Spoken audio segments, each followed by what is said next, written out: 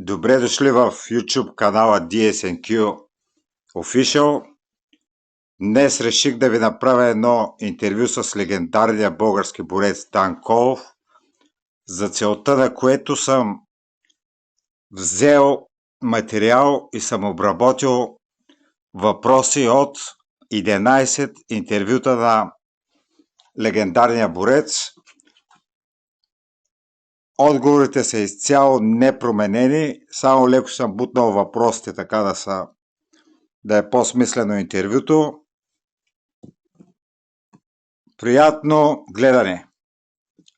Цитатите са взети от 11 различни български вестника от периода 1934-1938 г., както са публикувани в старата българска преса, така пуснати и тук. Само подредбата на въпросите-отговорите е моя, за да може интервюто да бъде посвързано. На някои места също съм добавил допълнителни коментари, за да стане по-ясно на аудиторията. И така, DSNQ представя "Чувствам се силен, защото съм българин". Интервю с легендарния български борец Дончо Колев.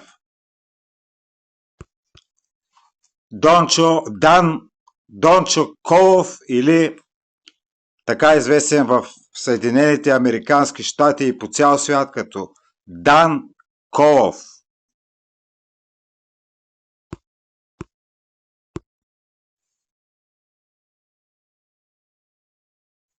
Дончо Колев Данев, на български Дончо Колев Данев, 26 декември 1892 – 27 март 1940, поизвестен с псевдонима Дан Колов, на български Дан Колов, е български професионален борец, роден в Сенник, България, който е първият европейски шампион по борба по свободен стил от България. Той е известен и с това, че отхвърля предложението да стане бодигът на един от най-могъщите мафиоти в историята Ал Капоне. Добавил съм няколко въпроса и от чуждата, френска-новозеландска. В идолното преса интервю са обсъдени теми като ранните му години, борбите му би чужбина, завръщането и борбите му би България, навиците му извън ринга и други интересни теми. Въпрос Г. Колев: кога напуснахте България? Дан Колов: заминах заедно с моя брат в 1905 за Будапеща. Тогава бях 13 годишен. И Будапеща останах 4 години. Занимавах си градинарство. Там понякога се борех, но бях почнал борбата на село още като дете. В училището тогава всичките ги търкувах и все мене ме туряха учителите на колене. В 1909 заминах за Америка пак като работник. Работих и фабриките. На борбата се отдадох напълно през 1917 и от тогава досега не работя друго.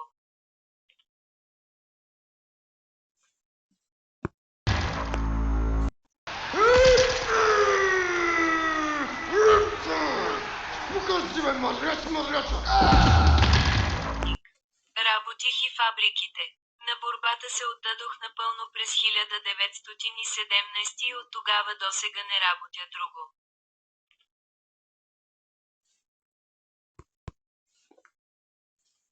Преди да станете борец, посещавахте ли борби? Посещавах редовно борбите, които ке устройваха Будапеща. Гледах ги с трепет и мечтах един ден да стана и аз борец. През 1909 присъствах за първи път на една борба на Никола Петров с германеца Кох. Грешно си спомня годината. Петров и световния шампион Якоб Кох се борят в Будапеща през октомври 1908.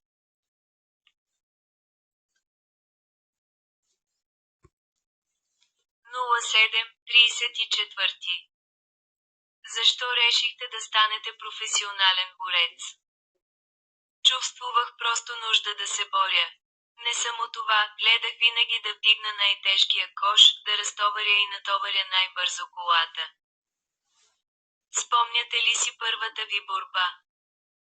Да, помня какво беше едно време. Първата ми борба беше през 1915 в Майлс Сити, Монтана. Тогава бях аматьор и се борих с един глухоням професор по борба, който беше задължен в продължение на половин час да ме обърне. Давам ли се аз, обаче? Мъчи се този човек, нищо не може да направи. Времето изтече без да ме обърне и аз спечелих. Да, помня какво беше едно време. Първата ми борба беше през 1915 в Майлс Сити, Монтана. Тогава бях аматьор и се борих с един глухоням професор по борба, който беше задължен в продължение на половин час да ме обърне. Давам ли се аз, обаче? Мъчи се този човек, нищо не може да направи.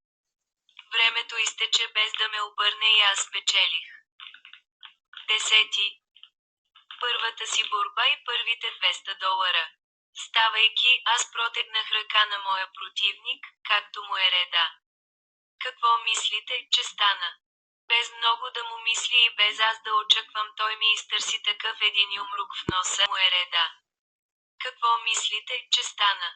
Без много да му мисли и без аз да очаквам, той ми изтърси такъв един юмрук в носа, че аз зашеметен паднах на пода. Оттам е и кривия ми нос, смее се, преди повече от 20 години на първата ми борба беше счупен. А вечерта с двама мои познати спахме на земята, в тръните край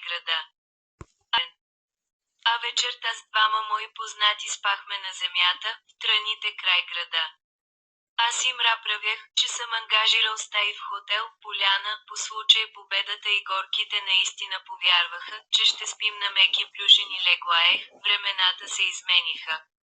Сега е друго вече, но все човек трябва да си спомня за лошото, което е прекарал в миналото си, за да знае, че и сега може да има хора, които страдат и които са както той е бил преди. Някой лош спомен от вашия дебют като професионален борец в Америка? Много организатори на състезания ми пречеха да се проявя още в началото, защото не ми даваха възможност да се боря често. За първите 5 години на Дан Колов в американския кетч можете да прочетете тук. В Америка къде най-много сте се борили? Ню Йорк, Бостън, Монреал, Сейнт Луис и Калифорния.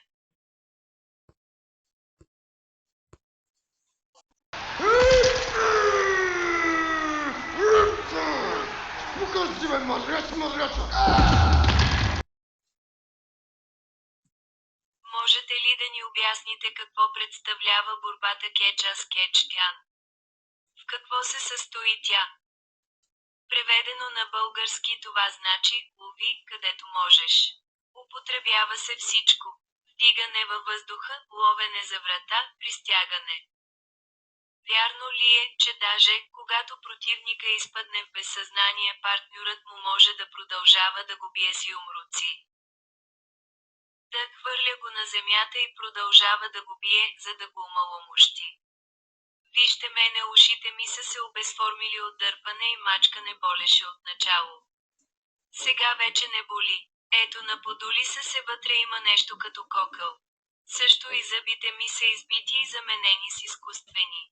И носът ми привикна вече. Вашият занаят, забелязваме ние, не е цвете за мирисане. Защо? Не мога да се оплача, добър е. Не рискувате ли при борбата? Много малко са умрели през време на самата борба, досега не повече от 4-5 души.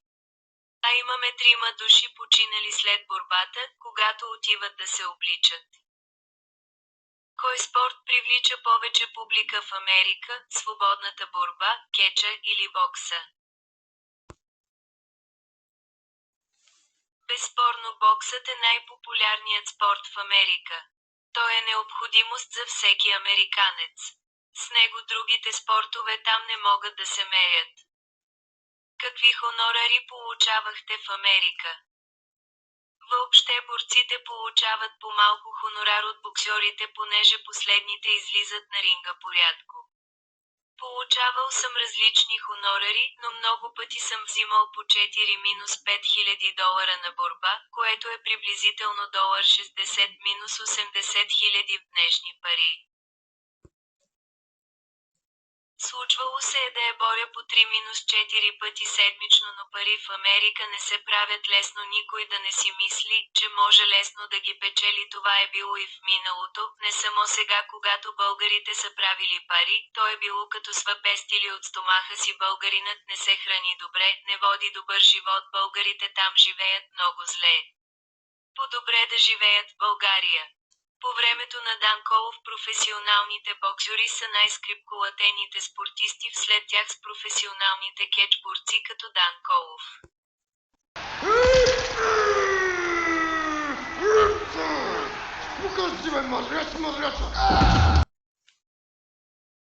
Какво ще ни кажете за българите в Америка и в чужбина въобще?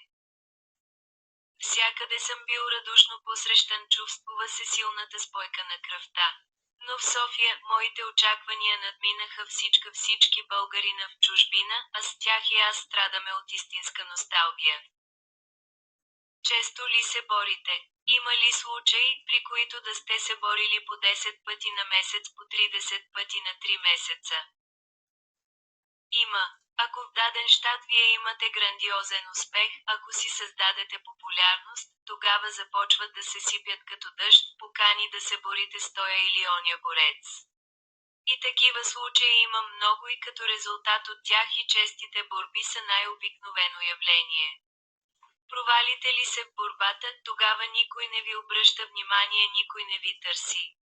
А провалянето не винаги е доказателство, че вие сте по-слабият. Уговорена е дадена борба. Уговорена е с няколко дни порано и борецът обаче е човек, а не машина. Заболя е, почувствува се неразположен. Условията, за да бъде бит, са на лице. Нямаш възможност да се откажеш от борбата, защото тогава ще сметнат, че си изплашил и че бягаш от борбата, а това гордостта ти няма да допусне, бориш се и те бият. Колко пъти сте се борили досега? Досега съм се борил 710 пъти и само един път ме победи Деглан, но аз го считам за грешка на журито. На този въпрос в българската преса са публикувани няколко различни отговора от Данколов. Това е най-честият отговор и цитата е към април 1935 естествено. Дан има и други загуби, но загубата му от Деглан е единствената, за която се знае у нас тогава, тъй като преди 1933 никой в България не е чувал за Данколов и затова самият Дан споменава само нея. Повече информация за борбите на Данколов като какви са били вашите противници? Хора от всички народности по света. Любители борци или сериозни професионални борци? Как любители? Първенците на тежката борба хора със светска известност. Други българи се подвизават в чужбина. Да, има. Има едно малко момче в Америка, 60 г. Тежък Стефан Пенов. Струва ми се от Червен бряг. След това Пенчев в Австралия, Велков в Америка и др. Как посрещат в чужбина името на българските борци? Отлично. Ценят и ни уважават. Това име е извоювано от нашите достойни представители в разните страни.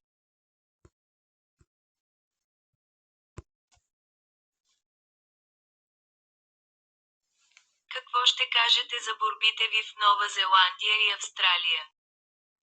Там аз победих Джордж Уокър, шампиона от тежка категория не само на Англия, но и за цялата Британска империя.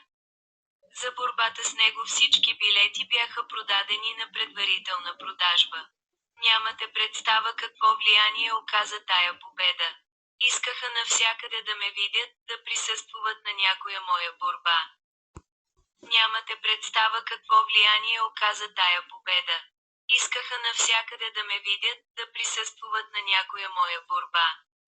От няколко места поискаха да уредят втора борба с Локър, предлагаха крезовски награди и за победителя, и за победения. Гордостта на англичаните бе засегната в лицето на шампиона им и те искаха да се реабилитират, било като бъда бит от друг борец, било като възстановят престижа на собствения си шампион. Аз бях готов. Привличаше ме, признавам го, и възнаграждението. Уокър, обаче, отказа да се бори втори път с мен. И сега да ида пак в Австралия и в някой от островите, веднага ще ме обсипят с покани за борба. За повече информация относно престоя на Дан Колов в Нова Зеландия. Проходилка Топлина.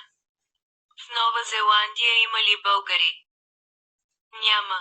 Видях само двама души от Македония, от Костурско, но са много зле.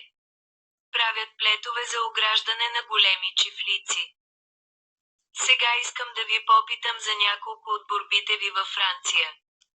Първо през ноември 1933 вие победихте френския идол Анри Деглан, но после през февруари 1934 в реванша той ви победи. Какво ще кажете за тази борба? Моят противник ме подхлъзна в момента, когато исках да го натисна върху раменете му и отиде под въжетата на ринга. При все това вярвам, че щях да победя. Това ще ми послужи за урок в бъдещето. Помните ли борбата ви с турчина Юсеф Махамуд в Париж? Да, добър борец и упорит турчин. Не искаше да се признае за победен и аз продължавах да стискам брата му. Като го пуснах, рухна на земята, като труп. Отнесоха го в кабината му. Отидох след свършване на борбите да го видя. Страшно беше просто да го гледаш. Врата му се беше издължил и подол. Впрочем, подол се беше цял. Не можеха да му обуят панталоните, физата, дрехата. Разпраха ги, само да могат да му ги надянат и така да го пренесат с такси до болницата. Той е роден в България, в Ескиджумайско, Търговище. Учил е в българско училище.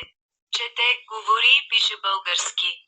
Само от 3-4 години се е преселил в Цариград. Юсеф Махамуд, Идинар Мехмед в Турция, е роден в България и е син на бореца Юсиф Хосви, който е голямо кечиме в Америка периода 1909-1925 г.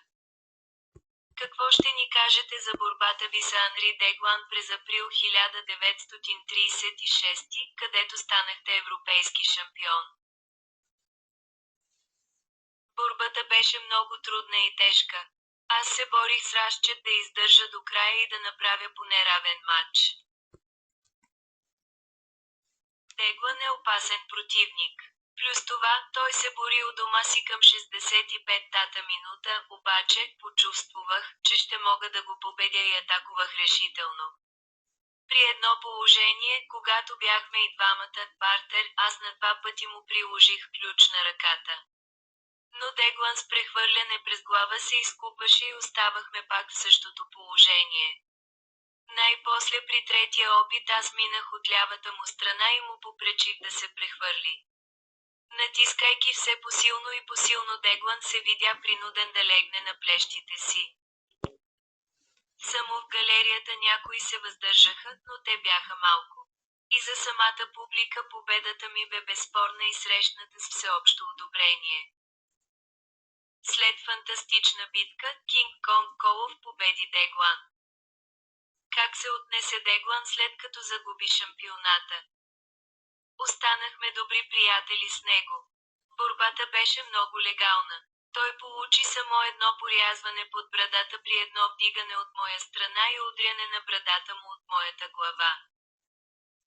Чувствате ли се задължен да се борите пак с него? Не, нямам никакво задължение. Смятах 1936 да бъде последната година на борбите ми, но бе отделих Амега. Не, Имам никакво задължение, смятах 1936 да бъде последната година на борбите ми, но се убедих, че още мога да върша работа. През октомври 1936 се борихте с шведа Джон Малмберг за европейската ви титла. Как протече тази борба? Излагаме в първия манш, но във втория и третия не може да се отърве. Много беше буен, ама след втория манш поулегна доста друго, какво да кажа, бори се грубо, но е много добро момчето. А какво ще кажете за последната ви борба в Париж, когато американеца Джо Саволди ви победи?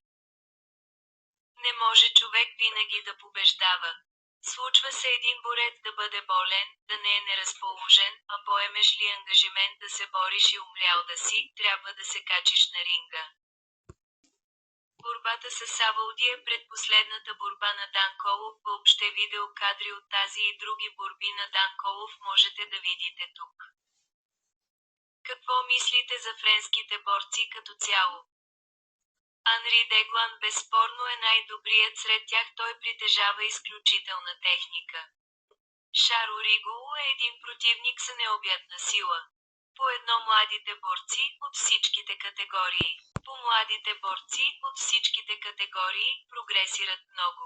Те научават кеча с внушителна бързина благодарение на редовните им тренировки и опита на световните борци, които се борят в Пале де Спорт, Париж. Най-добрите от тежката категория са Феликс Мике и Рене Мишо, но ще има и други. Мишо е ученик и протеже на Дан Колов. Дан също помага и на Мике, който години по-късно става европейски и световен шампион по кетч. Кой е най-хубавият ви спомен от Париж? След моята победа над Шаро Риголо, публиката ми направи една незабравима овация, абстрахирайки се от това, че съм чужденец. Риголо е златен олимпийски медалист по вдигане на тежести и първата му борба с Дан Колов троши рекорда за най-посещавана и доходоносна борба в историята на Франция. Ако искате да научите повече за... Когато се завърнахте в България, след 30 години странстване по света, какви бяха вашите впечатления от посрещането в София? Повече от отлични. Аз не очаквах такова посрещане. Не очаквах, че на гарата ще има толкова посрещачи.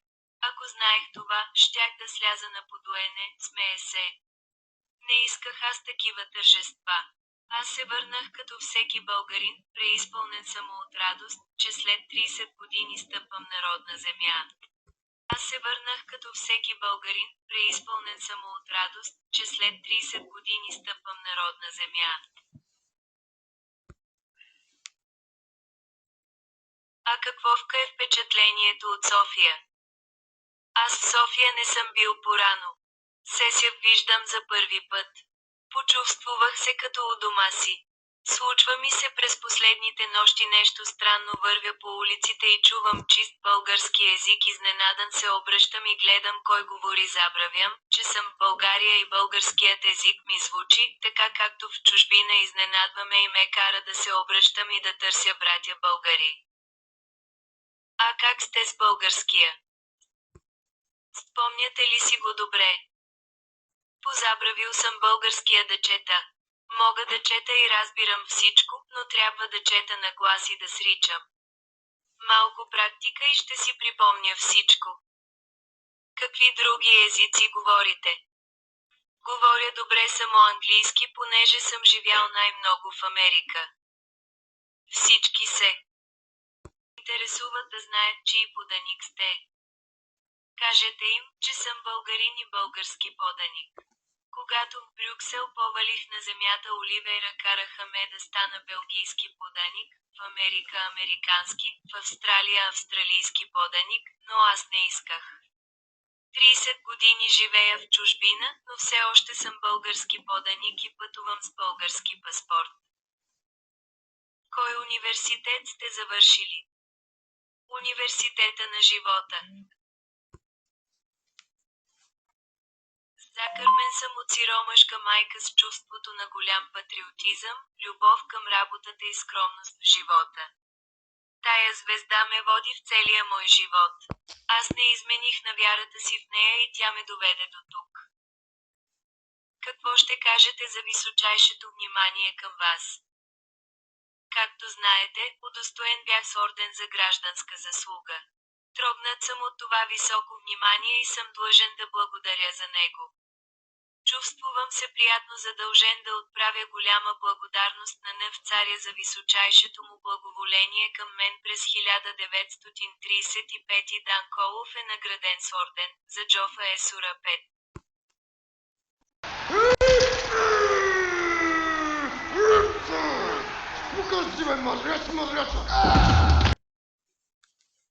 Както знаете, удостоен бях с орден за гражданска заслуга. Трогнат съм от това високо внимание и съм длъжен да благодаря за него.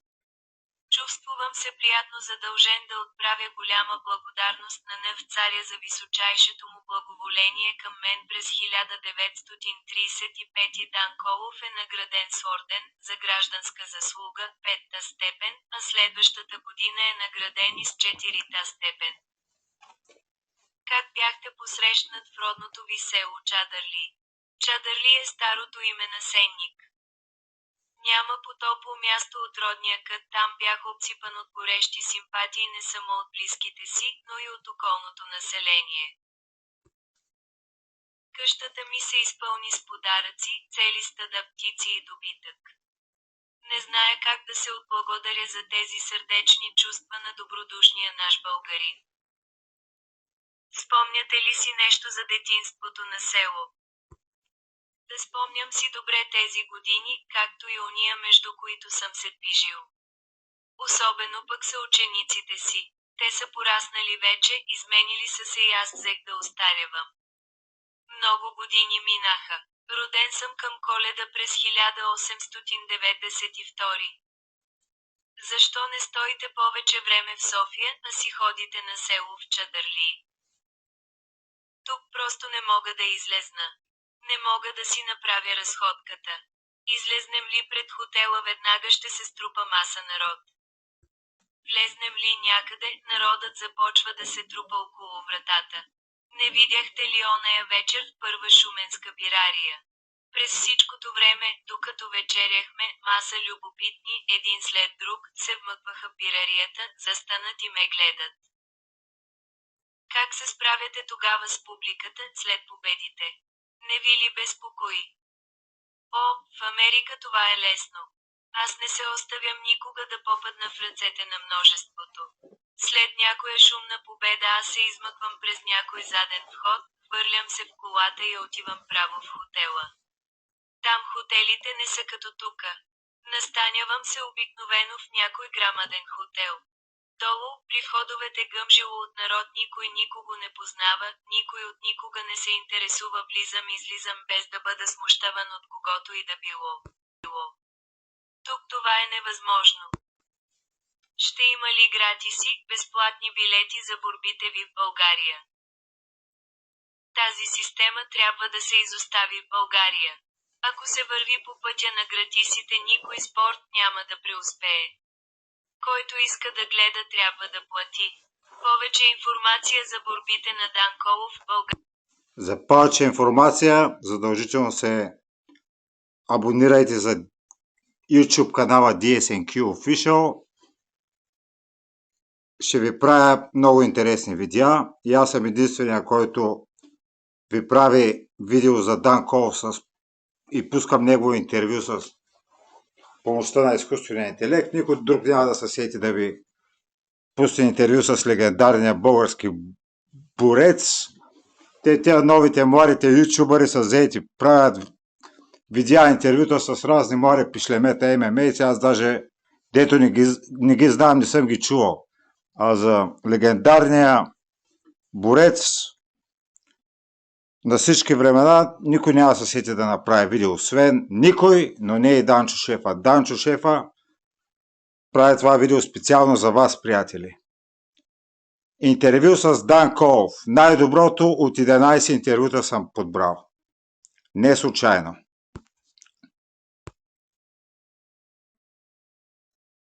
В България откриете някой надежден борец, бихте ли го взели с вас в чужбина?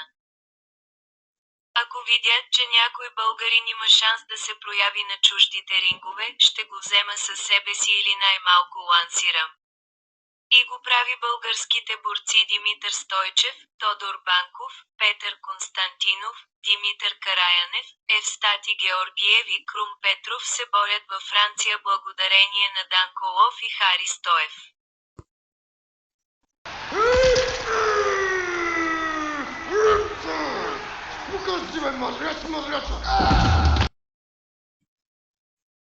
Първата ви борба в България беше срещу американеца Чарли Сантен и вие го победихте. Какво ще кажете за тази борба?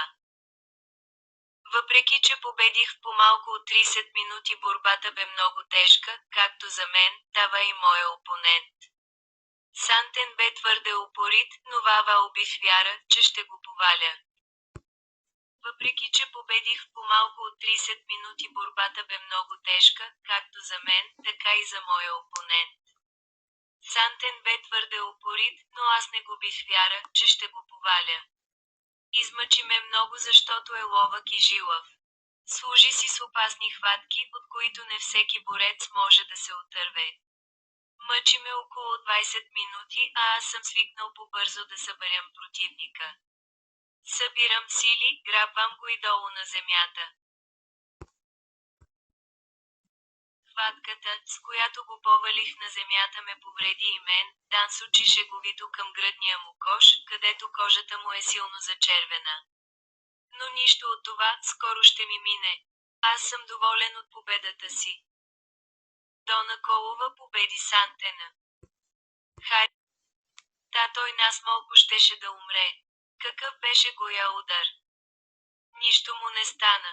Той е падал и ставал много ъти, но моята попара не е ял.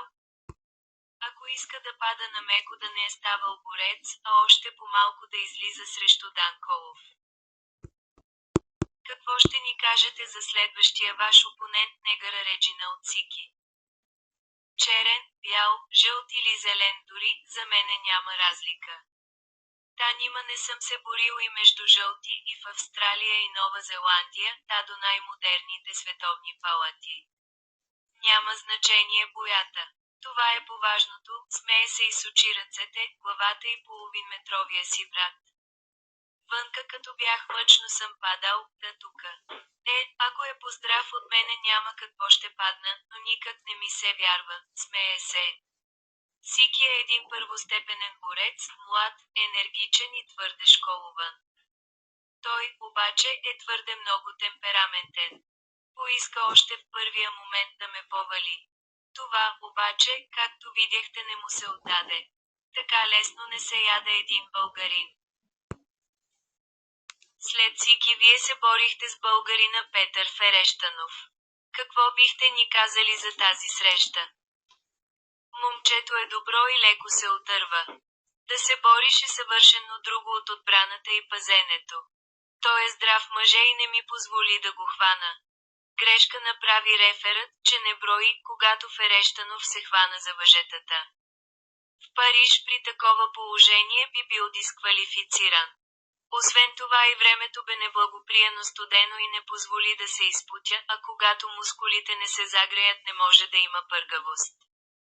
Победата е моя по точки. Какво мислите за резултата от борбата? Съжалявам, че моя противник успя да слезе от ринга така. Но моля ви не дайте да мислите, че Ферещанов е слаб. Не, той е много добър, здрав, енергичен, млад и при това достойно се държа, както вие видяхте. Все пак трябва да призная, че направих и аз една тактическа грешка.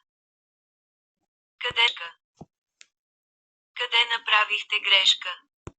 Грешка направих, че не го повалих малко повече преди края на борбата. Ако бях направил това, мисля, че щях да закова плешките му на ринга. Това ли е единствената причина за получения резултат? Да. Дан Колова бие Петъра Ферещаков по точки. Следващият ви опонент беше поляка Франк Бронович. Бронович ми създаде много работа. Той приложи доста груби удари, на които аз бях длъжен да отговарям на няколко пъти. Той ме изненада със своята бързина. Тогава аз реших да свърша с него и приложих тази хватка, ключна ръка, която е много ефикасна и но само си изяде. А след това беше латвиеца Марк Пасман. Много силно и опасно момче, но само си изяде главата. Що му трябваше да бърза толкова? Отначало ми даде бая зор. Всички хватки прави в обратни положения и така не знае човек откъде да се предпазва. Всеки случай това му е най-голямата грешка, че много избързваше. И последно се борихте с португалеца Ал Перейра за европейската титла. Някакви спомени от тази среща. Борбата бе много мъчна. Не мога да откажа голямата класа на Перейра, но аз трябваше да му докажа, както и на всички българи, които толкова много ми симпатизират, че победата на Перейра над мен в Париж бе една случайност. Доволен съм, че си възвърнах титлата и благодаря на всички уния, които така спонтанно ме акламираха. Поклон към Колов. Какви са цялостните ви впечатления от борбите ви в България? Много съм доволен от приема. Българската публика е много спортна. Сигурно американските борци, които докарахте в България, си заминаха с доста български левове. Какво думаш? Всичко оставиха тука. Дори им платих данъците, за да могат да си заминат. 18,000 хиляди лева броих. Не е малка пара. Какво прави един борец преди негова борба? Един борец не може да излезе и да се бори без предварително трениране. Необходим е поне един месец. Как сте с храната? Спазвате ли някакъв режим? Никога не съм спазвал някакъв режим. Определени часове за определена храна няма, ям когато огладнея. Ям всичко онова, което ми се яде, пия всичко, но и едното и другото в ограничени размери. Никога обаче не съм преяждал и препивал. Специално преди борбата, самия ден на борбата, аз се нахранвам 2 часа после обяд. Правя разходка. След това лягам и почивам. Необходими са поне 8 часа след приемането на последната храна и самата борба. През време на борбата стомахът ми трябва да бъде празен, иначе при пълен стомах тежи и немислимо е да се борите. Пиете ли алкохол? Когато не се тренирам по-малко. През време на тренировката никак. Чай и кафе употребвате ли? Да, не ли пречат? Колко време се готвите за една голяма борба? 4-5 седмици, ако не съм прекъсвал тренировката си. В противен случай 2-3 месеца. Какво влияние оказват разходките и съня? Правите ли разходки, спите ли спокойно и продължително? И едното, и другото имат решително влияние, както при тренирането, така и в самата борба. Разходката е необходимост не само за всеки борец, но и за всеки спортист. Аз съм свикнал всяка сутрин да направя разходка. Що се отнася до съня, спя спокойно. Спя обикновене от 8 до 9 часа в денонощие. Нощен сън. След обяд, като се нахраня, не спя. Спя само в деня, в който имам борба, и то след като, нахранил се в 2 часа после обяд, лежа до вечерта. На какво дължите своята физическа мощ? На дългата и упорита тренировка, а най-вече на моята здрава майка. Аз ценя своята сила и не злоупотребявам с нея и ако имам още дни да живея, вярвам, че ще я запазя за дълго време. Защо не сте се оженили досега? Това не е за мене работа. Не ми трябва. Колко борци от вашия ранг, които могат да ви бъдат противници, можете да наброите всичко? Около 20-25. С всички от тях срещали ли сте се на ринга? С повече от половината. Едно време бяхме само 4, а подир нараснаха повече. Първи. От тези 25 борци кой е най-стар? Странквър Люис, а най-младият е Омахони, ирландец по народност. Странквър Люис е легендарният удушвача Люис, а към момента на цитата Дано Омахони е световният шампион по кетч в тежка категория. На какъв ръст са обикновено те? Има и много високи. Германецът Ханс Штайнке е американското произношение, е повече от 2 метра висок и тежи 140 кг. Срещнахме се с него в Ню Йорк. Резултатът излезе равен. На друга една борба го държах 35 минути под мене и отгоре за той не посмя да се бори. Кои от тези борци признавате като най-сериозни ваши противници? Джим Лондос, Джим Браунинг, Ед Дон Джордж, Ханс Стайнки и Др. Последният е много едър, но публиката не го обича, защото се бори бавно. Публиката обича бързата борба, обича уюните.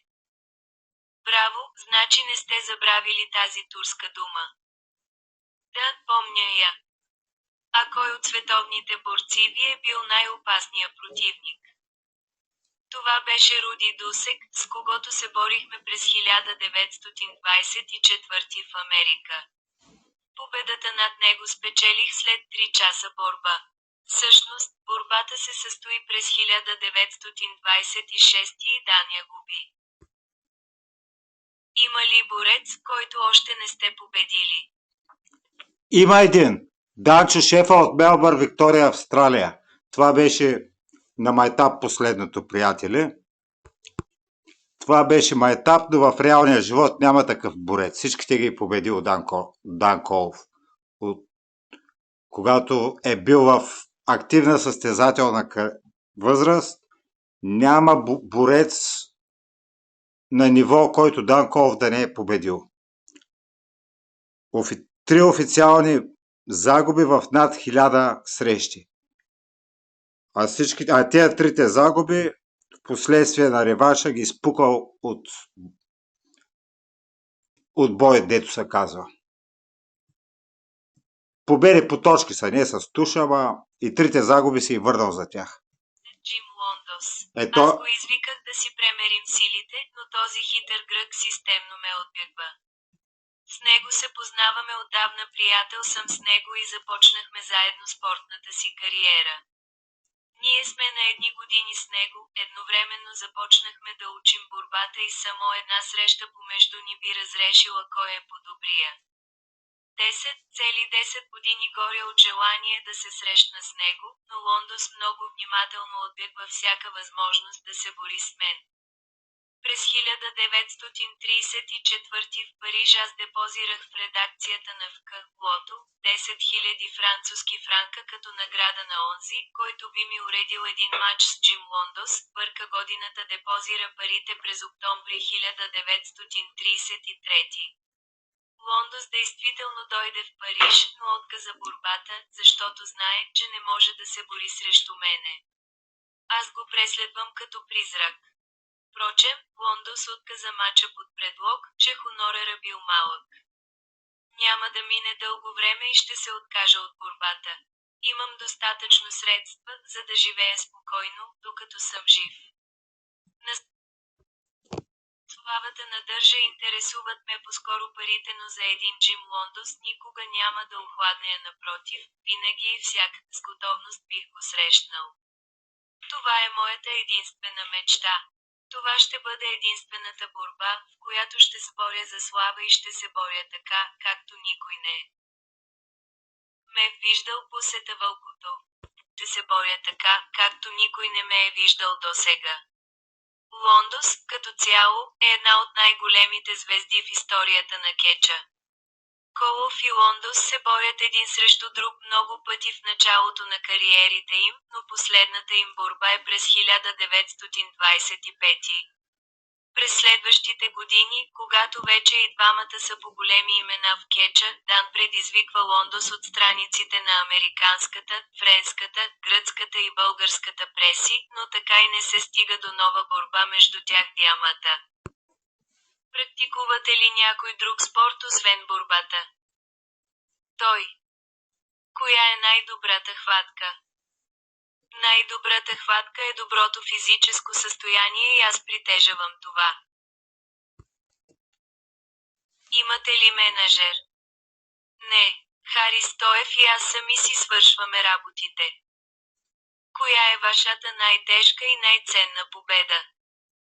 Над англичанина Джордж Уокър в Нова Зеландия през лятото на 1934, също и тая над най-силния човек на света Шарл Риголо в Париж.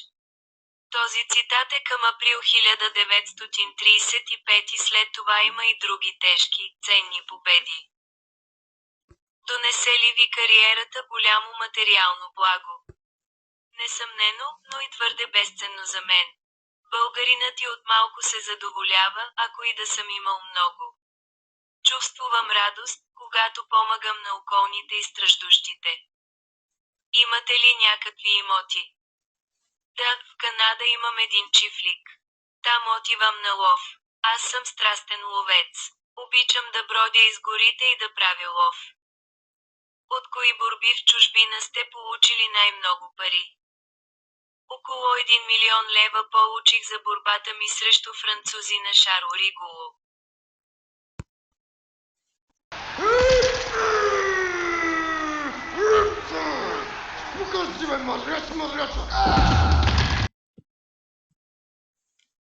Каква е разликата между вашата борба и онази, която даваше Никола Петров? В американската борба има много по-разнообразни хватки, изискващи голямо внимание и здраво обмисляне на положението. Нашата борба е по-груба, по-опасна, по-рискована от борбата на Никета Флетровен последният упред. В нашата борба противниците имат право да се уловят, където искат, да изкълчат един други му крака или ръката, да ги извиват в тая борба в наложен на много по-големи рискове и опасности. Гръко-римската борба имаш право да уловиш противника, където искаш от кръста нагоре. В нашата борба можеш да го уловиш дори и за ушите.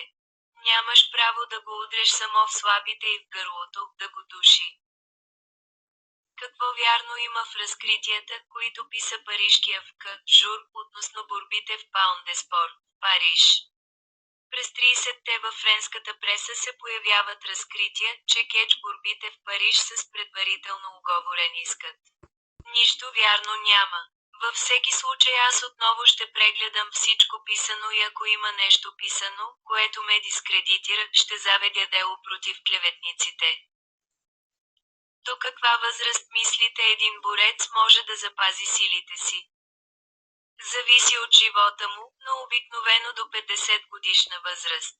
Има, разбира се, изключения. Така, например, има един американец, който на 67 годишна възраст още се бори. Навярно ще прекарате старините си някъде по калифорнийските брегове. Не. 30 години обикалях по всички краища на земята. Видях много страни и различни хора, но сега като видях отечеството си, почувствувах, че в родния край животът е поприятен, там по-свободно се диша. В родното си село ще си построя своя къща близо до Балкана, ще си обзаведа свое стопанство, а при воденицата, която сега е край селото, ще построя турбира, която ще дава светлина за мен и моите съселяни. В този край, където за първи път видях небето, в този край ще се простя с него. Чувствам се много добре в родният си край.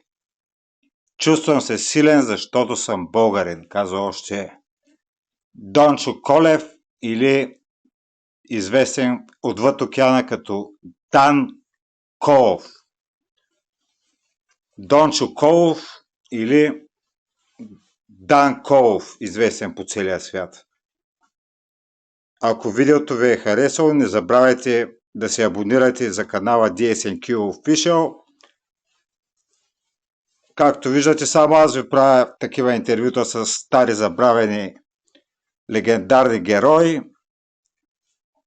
В предния си канал бях правил доста интервюта с покойни наркобосове от български андерграунд, които никой друг няма да ви направи. Аз съм ви изкарал интервюта и с Васил Илиев, и с Антон Милтенов Клюна, никога публикува на интервюта с Евгений Стефанов Женята и други герои от български андерграунд. Сега ще подкараме борци, боксьори, но не само днес сегашната генерация, ами ще изкараме и стари архивни интервюта с легендите на българският спорт, които за съжаление вече не са между живите. Така че абонирайте се за канала, за да може да получавате известие за най-новите видеа от света на спорта и